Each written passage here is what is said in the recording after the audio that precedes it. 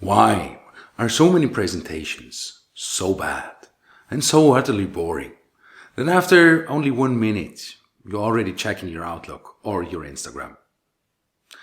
Because what happens when people hear the word presentation? They think PowerPoint. So they sit down and start filling their slides with content. Slide after slide after slide. And there's lots of content, obviously. They know a lot. They're expert on their topic. And they've got plenty of things to say. Plus, it's also complicated to decide what stuff to leave away. Well, that's another story. The main problem here, in my experience, is that people confuse the presentation medium, such as PowerPoint, with the documentation that they want to provide to their participants. And in reality, those two are two pairs of shoes. They're two completely different things, with different objectives, contradictory in fact, and different design principles behind them. So on one side, the presentation medium, such as PowerPoint, Keynote, Prezi, whatever it might be, is there to support your talk.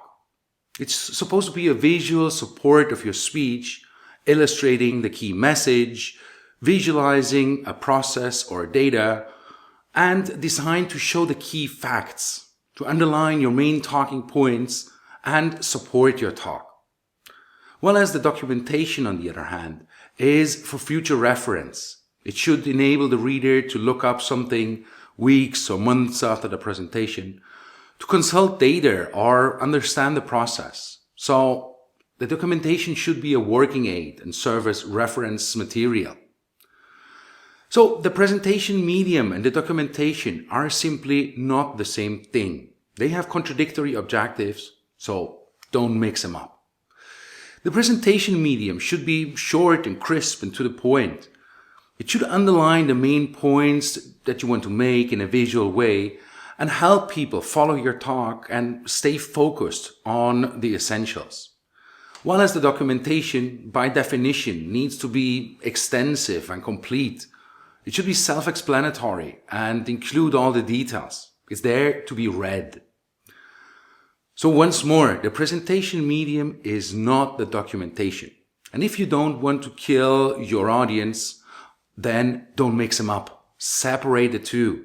They're two different things, right? By the way, you already know that I just launched an e-learning course focused on delivering remote presentations. It's called The Online Shift.